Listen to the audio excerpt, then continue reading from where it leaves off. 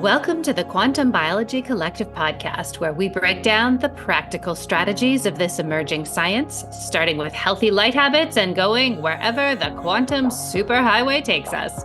This is your host, executive and life coach Meredith Oke, with a quick reminder that podcasts are conversations, not consultations, and definitely not medical advice. We're here for informational purposes only.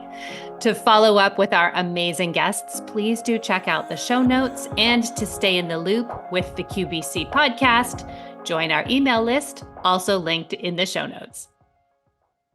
So yes, circadian rhythms are a major focus of this podcast, and we talk about them over and over, a lot. And it's like, Meredith, are we ever going to stop talking about circadian rhythms? And the answer is no, probably not, right? I mean, think about how much we talk about nutrition over the past 100 years. How much time have we devoted, and do we continue to devote to the topic of nutrition? Well, light is just as important to our health, and it's just as multifaceted. We're only really at the very beginning stages of understanding how our biology interacts with light. And the more we understand, the more important it becomes. So we're really just about to reach critical mass in terms of the general public having some concept of this, the way most people have a general understanding that what you eat is going to have an effect on your body.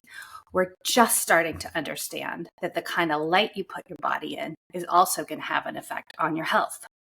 And one of the people who is really leading the charge on this is Dr. Martin Moore-Ede. I had him on the podcast previously, and it was one of our most downloaded episodes ever. He explained the causal mechanism between artificial light at night and cancer, diabetes, and obesity, right? This isn't theoretical. There is hard science to show that exposing ourselves to the wrong kind of light at the wrong time has a causative impact on these types of diseases. So when I last spoke to Dr. Martin Moore-Ede, he was just starting to release his book, The Light Doctor, chapter by chapter on Substack. This book is now available in hard copy in all of the places, or it will be in a couple days after this publishes.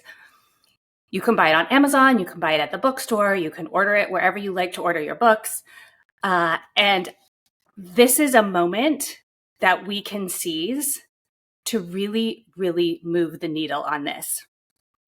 Dr. Moore-Ede mentioned the book Silent Spring by Rachel Carson, which came out in 1962 and was largely credited with being the book that raised our level of awareness around the impact of chemicals and pesticides on human health, right? Before Rachel Carson published her work and published her book Silent Spring, it was totally normal to spray entire neighborhoods with DDT, to spray backyards with DDT, pets, children, everyone was exposed to it. And due to her work, that changed radically and quickly. So I think this book has the potential to do that for circadian biology. So I really want to encourage everyone to buy it. This isn't like, oh, well, let's sit back and see what happens. Will the light doctor become the silent spring of our generation? We're not going to wait to see if it happens. We are going to cause it to happen. Okay, so go to Amazon, order this book, order it for the people in your life who are always, who like to be activists, who like to make change. Order it for your chiropractors, order it for your doctors. This book is filled with clinical evidence. It's filled with studies. It's filled with clear, lucid explanations of how all this works.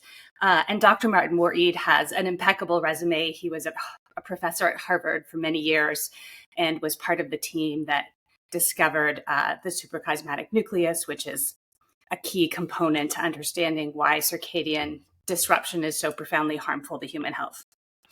Okay, so I just want to say, this is our moment. This is our moment to make something happen, and this is the book that can do it. It's got all very well-established mainstream studies and recommendations, and it's very clear, and it is just the perfect thing that we haven't had yet, right?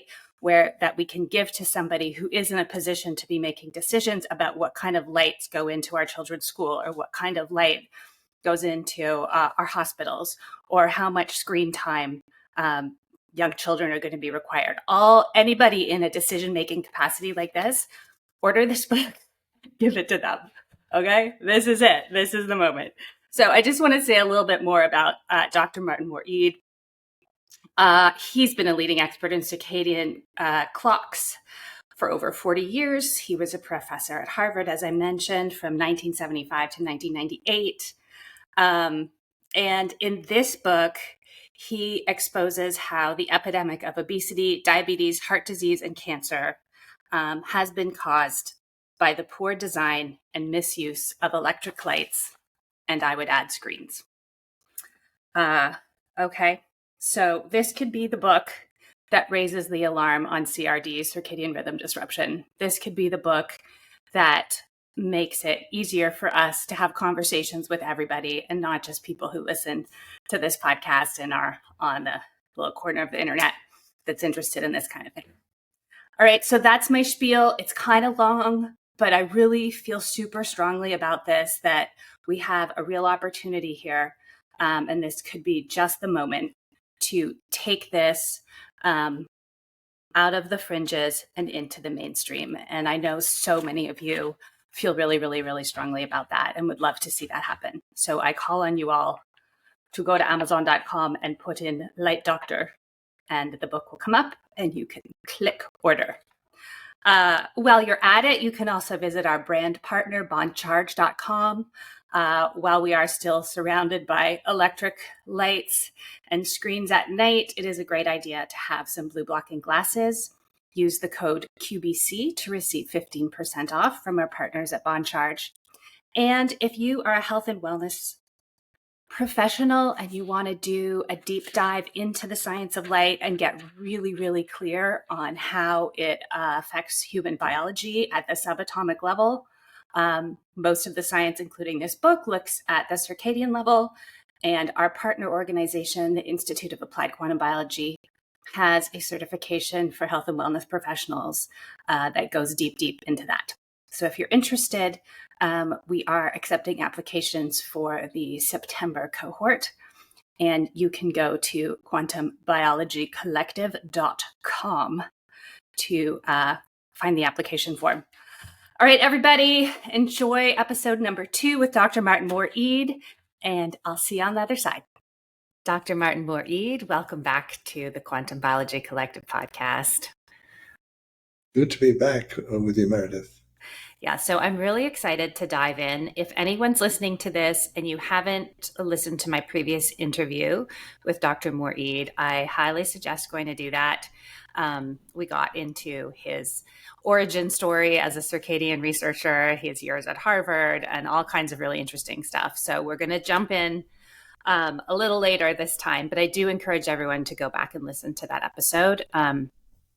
It really lays out some foundational information, and in that episode, we covered cancer, obesity, and diabetes. So today we're going to go in a slightly different direction, but I still want to start out by asking you to explain from your perspective, how important is circadian rhythm regulation to our overall health? Well, it's vitally important because our bodies are finely timed machines. And if we don't take care of the timing, it's as bad as the timing of your car or the timing of an orchestra being discordant. It's absolutely fundamental. And I think we're learning, how sensitive we are to that timing getting out of whack. For 10,000 generations of our ancestors, really never had to worry about it because they were out and about in bright, blue rich daylight during the day, and they slept in the dark at night. And if they did use candles or wood fires, they had no blue in them. So there was no disruption of the circadian clock. And we've entered this world where we just rely on electric light almost 24/7, literally 24/7 for those who sleep with the lights on in their bedrooms at night, large number of the population. But Wow. the synchrony of our body is absolutely key. We know that systems fail. The body temperature regulation fails. We know that your immune system fails. We know that you get excessively fatigued, your sleep is disrupted, and all the rest of it. Many, many aspects. And our mental health is also disrupted when we get our internal rhythms out of sync with the rhythms of the universe. Yes. Oh, that's a beautiful way to put it. And as we were just sort of chatting before I started recording, it it seems to me as a layperson that every time I look at some research that has come out from the now very large body of work showing how important circadian rhythms are, it almost feels to me like each headline is like, oh, wow. Oh, wow. They matter even more than we thought. Oh, no, wait, they matter even more than we thought. And it's like every um, sort of bit of progress or a bit of research in this field just seems to reveal another layer of how deeply tied our circadian rhythms are to everything and how so important they are. And like the scientists just seem to be surprising themselves every time they do an experiment. They're like, oh boy, Yeah, this no, too. I think that's right, and I think the scale of the studies we're doing. I mean, we now have these big scale studies coming out from, for example, the USA Biobank study. That's 88,000 people studied. Mm. Some of the Swedish health studies on sunlight and exposure to sunlight, 29,000 Swedish women. These are big scale studies. So, any concerns we had that the study sizes were too small and maybe this was, a random finding really get erased when you get to these very big scale studies. I mean, and sometimes those studies come out with the answers that people did not expect. I mean, quite the opposite. I mean, I think the Swedish study done by Lindqvist and his colleagues was looking originally at concern about people who went out in the sun, got too many of those skin cancers and melanomas, and what effect that would have. So their hypothesis is that lifespan of Swedish women, when they went out in the sun, if they went out too much in the daylight and sunlight, they would just die sooner. The answer was they actually lived much longer, even though they got some more skin cancers, but they didn't die of those skin cancers because their health was so much better because of the curative effects of sunlight. In many, many aspects of sunlight are curative. The infrared and the violet and the other aspects are the green. But in the context of circadian rhythms, it synchronizes robustly your circadian clock and is associated with longevity and not just living longer, but living healthier longer, which is what we all hope for. Right. We don't want to live a super long life if our quality of life is very low. It's funny. I was watching the television show, The Gilded Age, and at the That's a end great of the show. first season, did you watch it? I do. It's good. Yeah. Remember at the end of the first season, they're all getting together to go and watch the New York Times building get lit up with electricity, with electric light for the first time.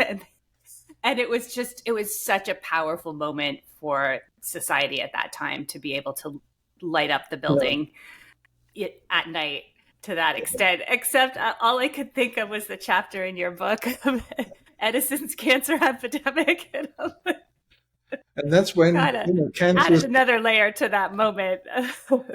Well, first chapter of my book, as you know, is called Edison's Cancer Epidemic. Yeah. Not, totally unintended consequence, right? But the brightness of the light was so shocking to them. They were used to living in quite dim levels of light in the evenings. Right. So whether it's firelight or gaslight or candlelight, it was really quite dim as compared. So it's not only the lights today are not only much brighter in the evening hours, but they're also much bluer too, because the new technology, the fluorescents have a lot of blue in them, but the LEDs have a huge amount of the blue that is so disruptive. And these circadian clocks in our body are really reading blue as the key signal that tells our body what's the time of day. Is it day or night?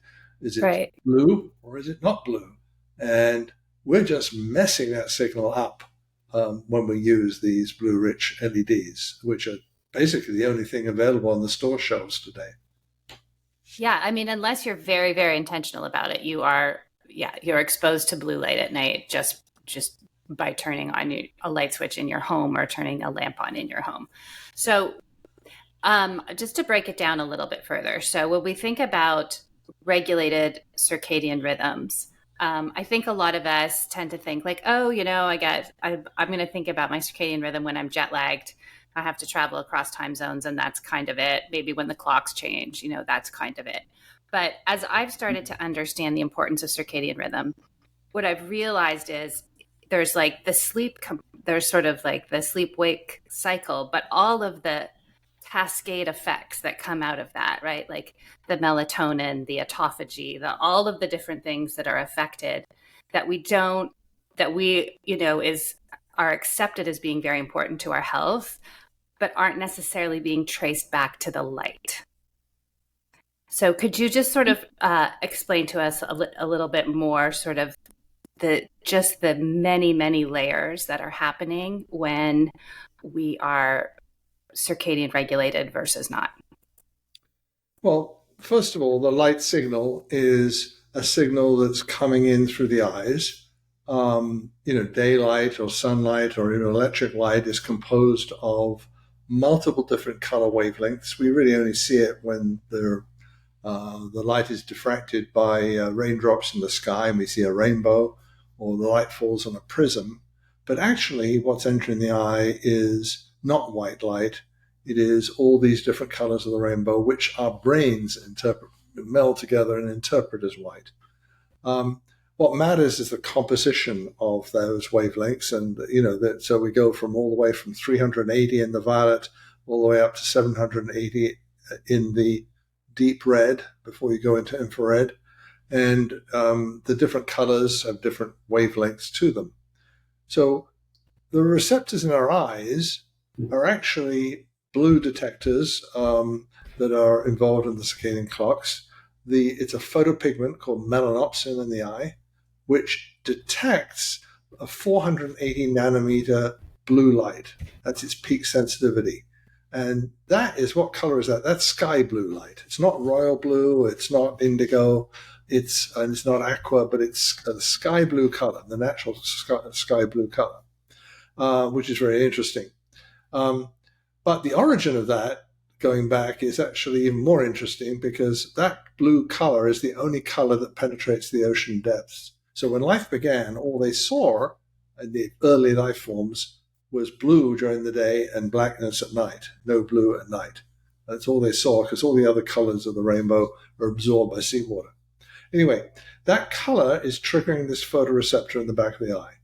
There's a special cells, they're called intrinsically photosensitive retinal ganglion cells, or IPRGCs. And those cells then trigger a direct pathway to the clock in our brains, the master pacemaker. Again, another acronym, the SCN, for suprachiasmatic nucleus. And that clock is what then is the master clock of the body that is synchronizing us to the outside world. And in turn, that triggers various systems like the pineal gland to produce melatonin. And that it's a hormone is the darkness signaling hormone that comes out in the nighttime hours. Also, cortisol is a key hormone signaling when dawn occurs. It actually predates, or it actually anticipates dawn when the cortisol first comes out. So it's telling you dawn's about to come. And all these internal systems as a predictive mechanism. In other words, the world, certainly in the primitive world, before we were all cocooned in our modern lifestyles, was highly dangerous with the roaming predators at night, and we humans not very good with our eyes at detecting things in the dark. And so very important for animals and us to be synchronized so that we can actually predict when dawn's going to occur. So we can get ready for going out and maximize the time out. We can make sure we get home before the sun sets. And And you could say, well, you could look at the sun in the sky. Well, that's often clouded over, so you can't actually tell. The last thing you want to do is be far from home and have sudden darkness appear in the world. So that whole system then is sending these signals to clocks, circadian clocks, all throughout the tissues of our body. Those are in our organs and our cells, our tissues, and those clocks are kept in sync, not by light directly because they can't see light, but they're getting the signal from the melatonin and the cortisol rhythms that keep them in sync and keep the rest of the body in sync. So it's a finely timed system with external detectors and internal messages that keep everything marching in step according to the time of day and in sync with the natural day-night cycle. Okay, so we are exquisitely fine-tuned to be sensitive to the blue light that's present during the day as a survival mechanism of our species.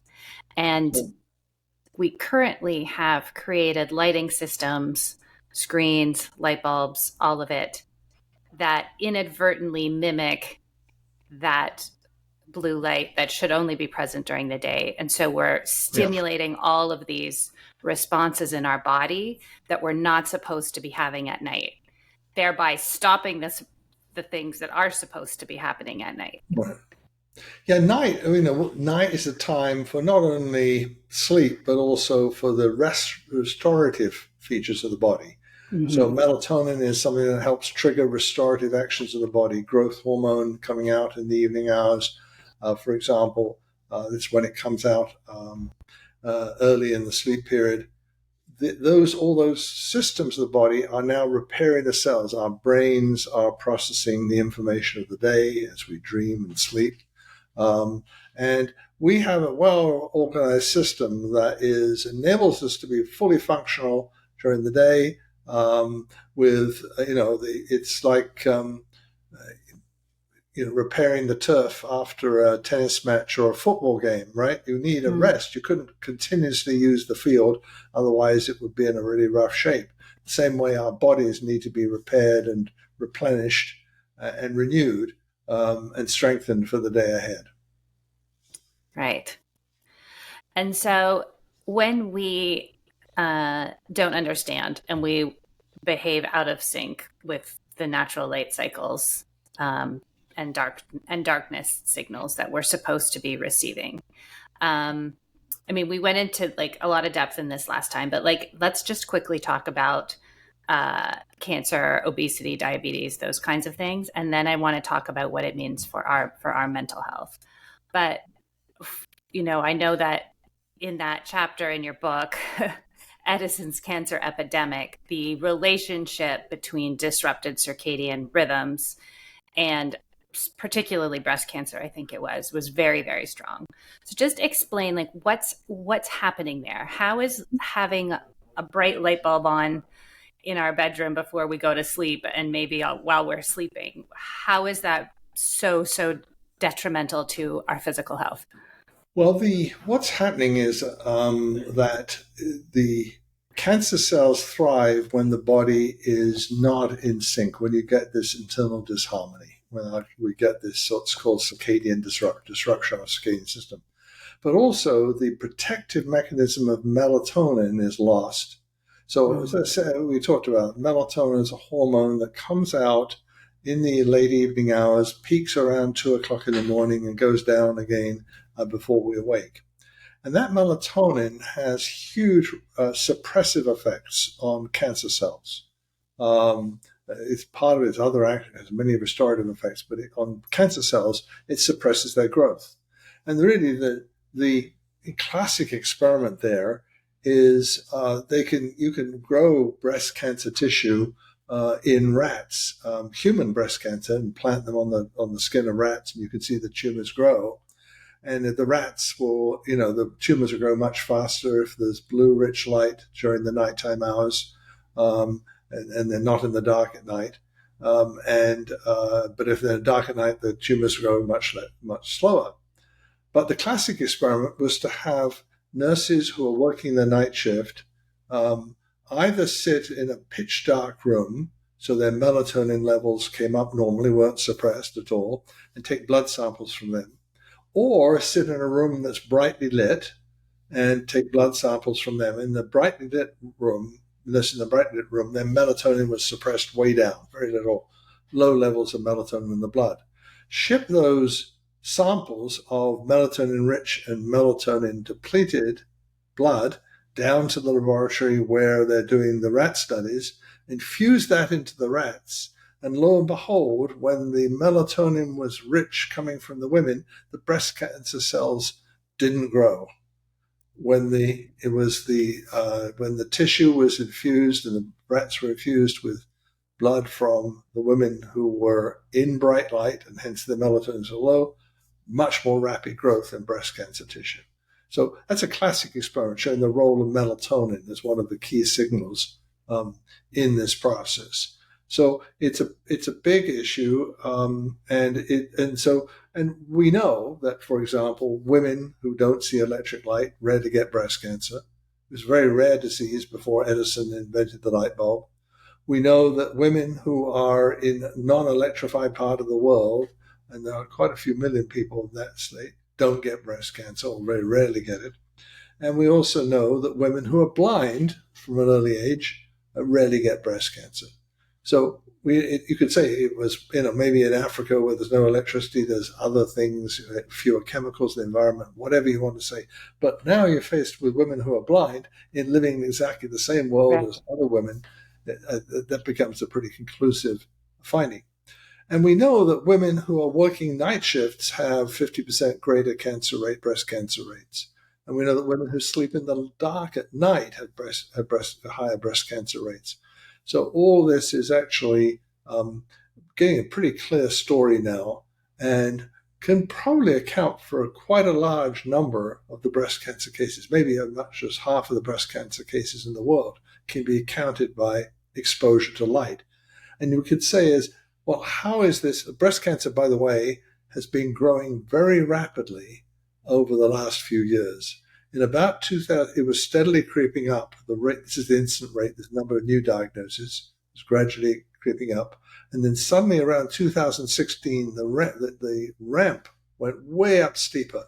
So now it was increasing. Now it's been increasing at 4% per year, which is a lot, compounding. And that is the time when the blue-rich LED lights really came into the market full scale.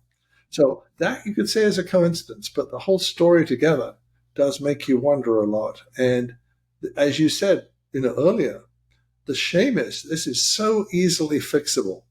If you think about the other challenges we have with microplastics, with PFAS, forever chemicals, horrendous things to clean up. But this is just simply changing the light bulbs. It's not that hard. And those light bulbs are now available that you can use to, they have zero blue light in them at night. So that's, one of the things I think the big message is that, and it's not just breast cancer I mentioned, it's prostate cancer in men, it's colorectal cancer is another cancer that is accelerating rapidly and is sensitive to this circadian disruption. So there's a number of cancers there, as well as the diabetes and heart disease and other effects. Yeah, and I think it's, sort of understood that shift work is cancer causing. But what I think we're kind of missing as a society is that if you have LED light bulbs on and you're working on your laptop or watching television till 10 or 11 or 12 at night, and you leave a light bulb on in your room, like you are effectively doing shift work, even if you're at home, right? Yeah, it's the light cycles. The light effect. Yes, exactly. And you're duplicating that at home and not working, and not getting paid for it either. So yeah, right. Okay, so we've got clarity on what circadian rhythm is, how important it is. There are so many systems and cycles in the body that rely on a regulated circadian rhythm to function properly. So let's talk a little bit about mental health then. So we understand, you explained how sleeping in a dark room and having regulated circadian rhythm can lower our incidence of cancer. What about the mental health crisis that we're currently experiencing? How does it play into that? Well, I think the evidence is becoming increasingly clearer. And as I mentioned earlier, some very large-scale studies have been done. So, for example, the 88,000 people involved in the biobank study, where they were all monitored with devices to see how much light they had 24/7 a day, 2 hours a day. They figured out, how much daylight did they get, outdoor light they get versus indoor. They figured out how much light there was in the bedroom. Okay. And that was all recorded. So they did a large-scale study monitoring people's light environments. People. And then, having done that, they then followed to see what happened for them for 7 to 10 years, right? Wow. And lo and behold, besides the people living, and so people lived longer, right, who were had the most outdoor light. The people who had the most light during the nighttime and bedroom lights on lived shorter, several years shorter. But beyond that, now the evidence is psychiatric effects are quite large. 30% increase in psychiatric disorders such as anxiety, depression, PTSD symptoms exacerbated by 30% or so in the people exposed to the most light at night, and reduced by 30% in the people exposed to the most light during the day. So it was really, that came out very clearly. And we know that light during the day and the absence of light at night is absolutely critical to mental health and to anxiety, depression, a variety of conditions they looked at. I think it was also interesting, there's a bit more information we have because we know that it's the time when you see daylight. As I say, I always encourage everyone to get out every day, get exposed to as much sunlight and daylight as you can. But the time to most importantly to do it is in the morning hours. And the reason is this. When they studied people admitted to hospital for psychiatric conditions, into the psych ward, and so obviously they've got severe depression, they've got severe PTSD symptoms, whatever they've got, they're admitted to the ward, and they've looked at hospitals where there are windows on one side of the floor, one set of the bedrooms in that hospital is looking east and south. The other ones are looking west and north. So the ones obviously facing east and south are getting all the morning sunlight up to midday, particularly. And those that are going north and west are only getting sunlight, that is in the evening hours and less of it because they're facing less bright, I should say. The people who were admitted with the same doctors, same medical conditions, same pharmaceutical drug treatments and all the rest of it, who were admitted into the rooms with the morning light to them, were discharged in half the time. They got better in half the time than those who were in the evening hours, in the north and west facing rooms. So that's a pretty significant finding, and it's been replicated now more than once.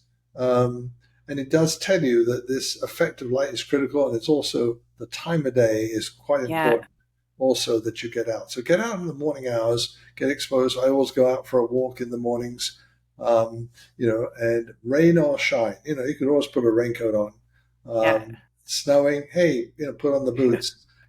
I went and got a puppy to make sure that I got out every morning. It works. A lot of people You're dragging your feet on that one. Just get a dog. That's right. Well, that's right. If you can't discipline yourself, get a dog that will if you do it. So that is incredible. I mean, those numbers are astonishing. And the east-facing windows, because my understanding is there's benefits from the morning light that you can't get through the window, but you're still getting the brightness, you're still getting certain elements of it. And even that was enough to stimulate to make a difference. A recovery response. I mean, most windows in modern buildings, have a transmission factor of maybe 25%. So, in other words, they cut out 75% of what comes through. And they also cut out some of the other, they cut the UV out, and they certainly cut the infrared out. And, that makes the comfort more comfortable, because that's all we tend to think about these days, is comfort. But it does tell you, even though the light levels were, a lot less than outside, it still made a difference. And obviously the bigger difference would be if you can get outside yourself. Right. In the morning. But the fact that even through a window, it was so important. All right. So what's going on? Like, you explained some of the mechanisms behind the cancer, but when it comes to depression, when it comes to PTSD symptoms, when it comes to anxiety, which everyone seems to be feeling these days, what's going on? Like, how is it that light is so healing and restorative to these psychiatric conditions? The proper relationship between the circadian clocks in the body. So, we do know that manic depressive illnesses and other psychiatric illnesses, there is a mistiming of the patterns of sleep and wake and so forth. We know, but what seems to be happening is that providing that precise synchrony, keeping everything precisely in sync internally, is so critical. So, and so the curative effect of seeing that light and avoiding that blue rich light at night, in other words, making sure you're in light that's either dim, or if it is, reasonably bright light, make sure the blue has been removed. What you're doing is providing a consistent and normal cue to the body that aids everything keeping in step. And so there's some really subtle things that go on as if you move people a time around. Some of the early studies where they were studying circadian rhythms, and they put people in isolation facilities, and they started to have them have unusual cycles. They got major depressive cases coming out in some of those. They elicited major depressive syndromes in some of those cases. Not all. We've done a lot of work with it in that situation, but that can have a significant effect on mood. So yes, mood and depression, anxiety are related to the mismatching, and of course, the other side of it is sleep is very curative. So if you're in a very regular lit cycle, you've got the right light during the day, and you've got the avoidance of the harmful light at night, then your sleep is going to be improved. As people, when they go out into the natural world, one of the famous studies in this field was to say, well, let's look at what life was like back in the days before electric light.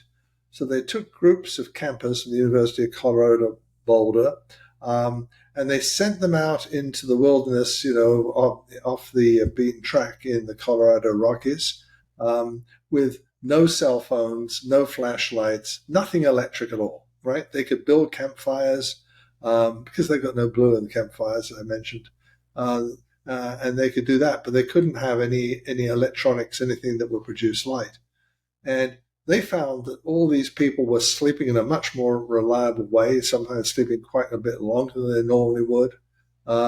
They found that their mood was improved, they felt better, enormous restorative effect. So again, that's where, letting Mother Nature now enforce the light-dark cycle, the natural light-dark cycle. And that has big effects. So we know that those are things that, it's part of it. Is we don't understand all the mechanics. There's still a lot of good work to be done here on exactly what the mechanisms are. But the evidence is pretty clear that the mismatching of the circadian timing, or what's called circadian phase of internal systems, is key to these psychiatric type illnesses. Right. So in cases of depression, of anxiety, of PTSD symptoms, one of the absolute best things that we could be doing for ourselves or our loved one or our children is to make sure they're getting high quality sleep, which means a regulated circadian biology. Yeah, that's right. And not sitting up all night in front of TV screens or laptops or, and that's all that addictive behavior and social media and all the rest of it just keeps you consuming not only more content, which can be disturbing and disrupt your sleep. That's clearly one of the factors going on, but also also you're inhaling blue light at the same time. And so again, I mean, what we were saying earlier, it's like that is a relatively simple foundation, especially compared to some kind of cocktail of pharmaceuticals or other, interventions that take longer. Not that, therapy and things like that aren't very, very important and useful. They are. But if we just defaulted to the foundation for any psychiatric illness or symptom, would be to look at the person's sleep and light environment first and go from there. Absolutely. Unfortunately, the psychiatric hospitals are all loaded up with LEDs because they're looking at being energy efficient. And by the way, that's a false premise about energy efficiency. Everyone is really? selling LEDs. How so? Well, because when they measure energy efficiency, they regulate it now. They regulate it by what's called lumens per watt. Lumens being a measure of the brightness of light, and watts being a measurement of how much electricity to produce those lumens. So, a typical incandescent, the old-fashioned light bulbs might only be running along at 15 lumens per watt, whereas what happens now with the LEDs, they're over 100 lumens per watt, and hence everyone says, oh, this is wonderful, we're saving all this energy. But the problem is there's a really big misconception about lumens. Lumens are actually only measuring the green and the yellow wavelengths in light. It's what, in fact, the human eye perceives as brightness. It does not measure any of the blue, and it does not measure virtually none of the red. And as a result, it doesn't measure the healthiness of the light in any possible way. It can't give me any information. And so you basically can have lights that deliver a whole lot of lumens cheaply for as few watts as possible. They get praised as being, conserving our energy and, saving the planet. But actually these are it's driving us or driving the industry to producing unhealthy lights. And so, and what is true energy efficiency? Even the Department of Energy on their website defines energy efficiency as doing the same thing or providing the same service or the same light for reduced amounts of energy. Well, it's not the same light. It's not at all the same light. Not at all the same light. And so that's driving, and the regulators have gone crazy recently, cranking up the standard to now 120 lumens per watt, which is going to make it very difficult to build healthy lights. Because if you're building for health, you're not focusing just on the yellow and the green parts of the spectrum. You're focusing on what's in the red and what's in the blue part of the spectrum. And so these regulations are sort of pushing out or making it much less easy to produce. Essentially, effectively, we'll be banning healthy light bulbs if we don't do something about it by the year 2028. So this is a crazy era. Someone, give an engineer sometimes who doesn't understand anything about human health or wellness, they're only concerned with something very tangible to them, which is lumens you can measure and watts you can measure. It's a metric you can measure, and then driving a whole industry to produce light. There's a huge industry, $150 billion a year industry, to producing lights that effectively are harmful when they're used in the evening hours of night. So it's a really big situation. And I think we're starting to gear up a campaign against unhealthy lighting because we need this so critically for our health.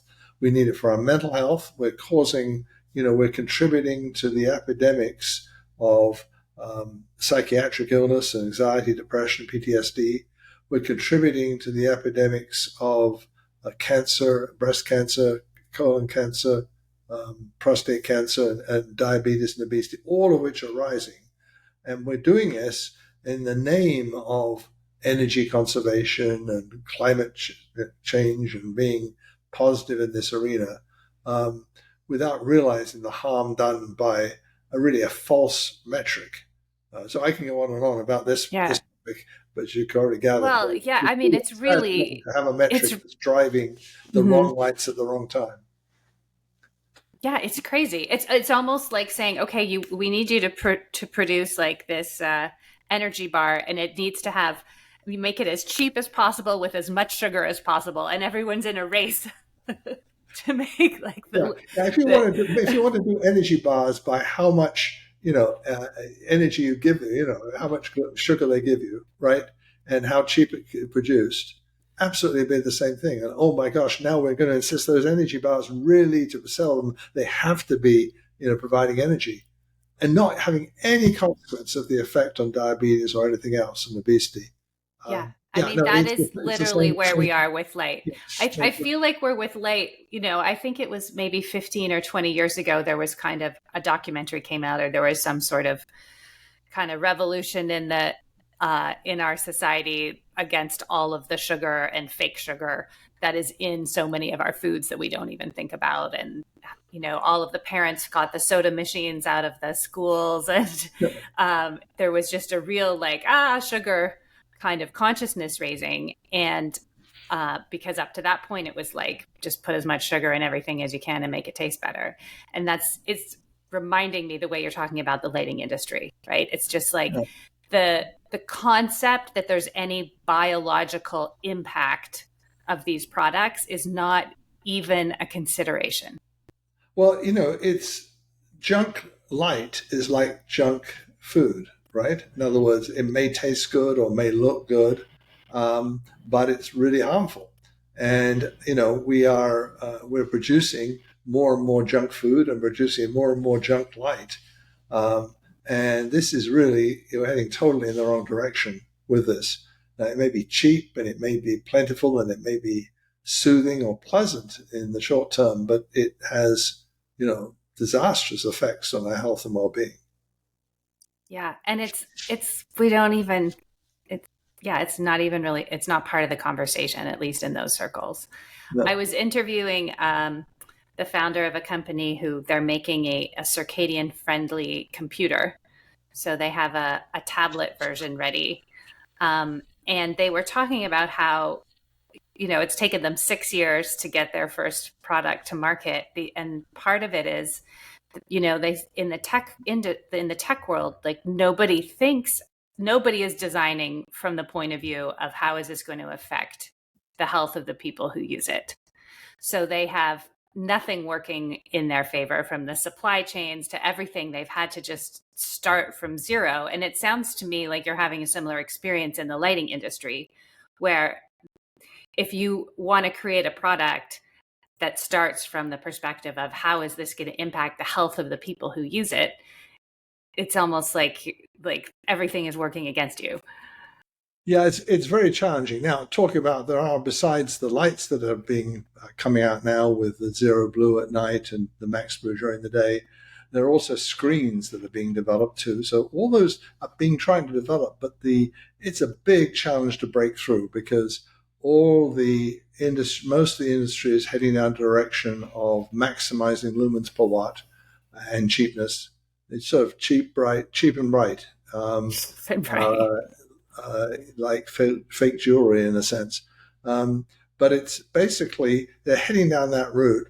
And to try to break this through is a challenge. And we've got to spread the word. And one of the reasons I wrote my book, The Light Doctor, is to try to get the word out, to give a book that can be handed to your spouse or handed to your colleagues or handed to your boss, to actually help make the argument as to why you need to do something about it and learn about this. Because it's amazing, one of the things is the scientists are really well aware of this. I did a big consensus study last year with almost 250 scientists in it, who reached consensus on, the harmful effects of the blue light at night, clear, the harmful effects of these LED lights, and there should be actually a warning label on them, that in fact, energy efficiency was not the thing to be measuring the light just as the sole metric. It had to be something related to the health of the light as well.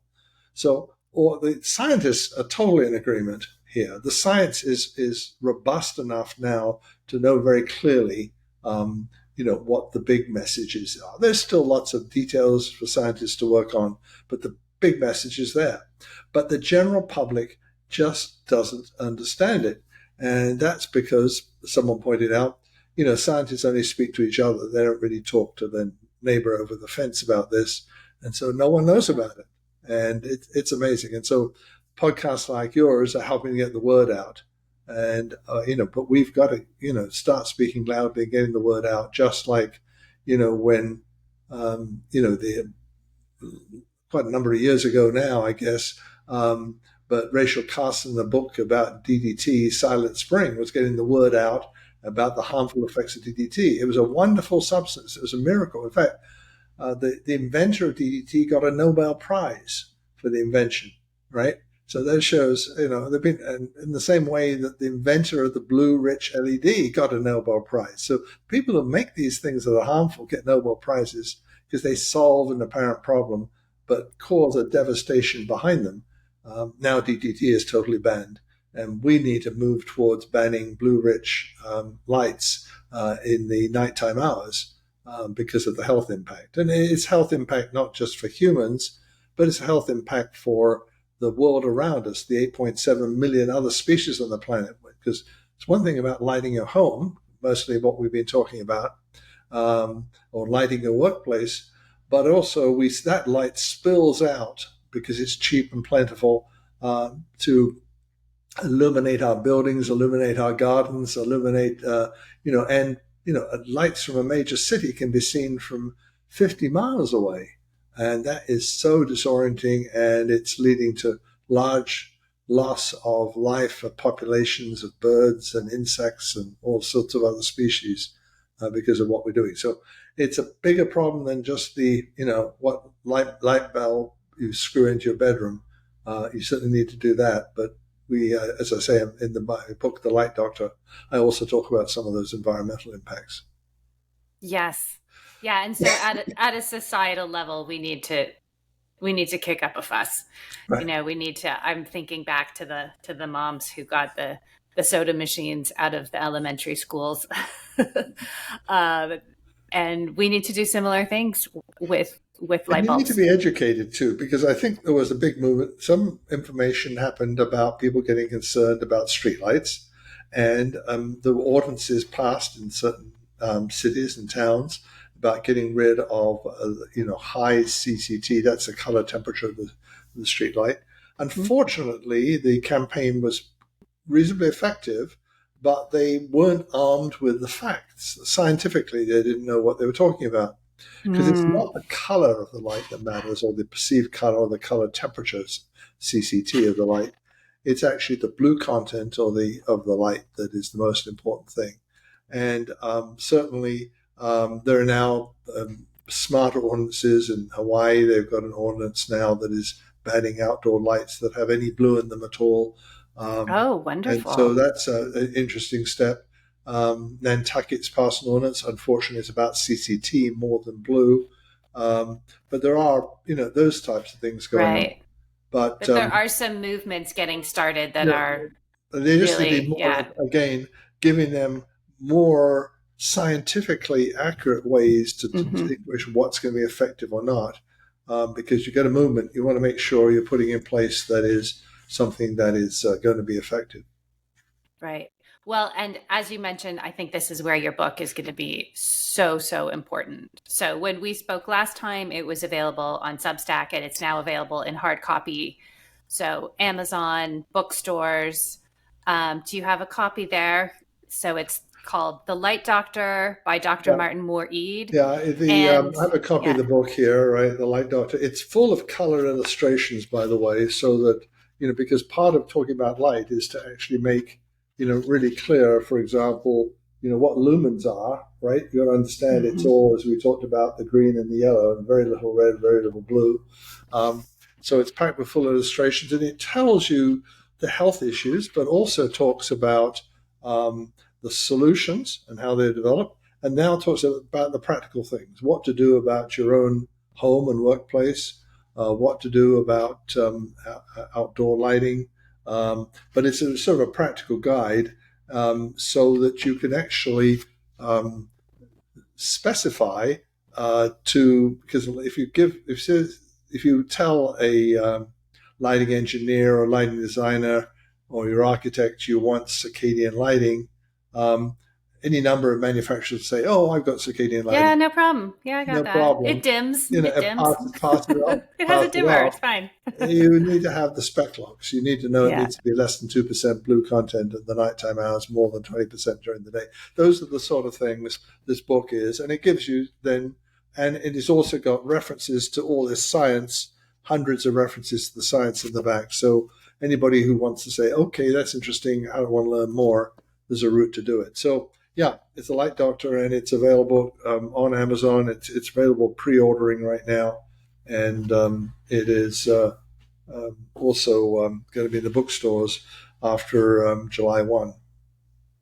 Perfect. Well, we will link to that in the show notes. But of course, you just put Dr. Martin Moore-Ede, Light Doctor, into the Amazon box or wherever you buy your books. I look forward to seeing this book filled with Post-it notes and writing and scribbling in parent communities, in neighborhood communities, in city councils all over the world. What you have done is so necessary. You have the background and the credentials and the research behind you to explain this, and you've taken the time to do it in a way that we can all understand, so that we can all join in creating a different lighting environment for ourselves and our children and the animals and the plants and every living thing. Absolutely. Amen to that. Right. Well, thank you so much. It was a pleasure to see you again. I think we'll have to do this.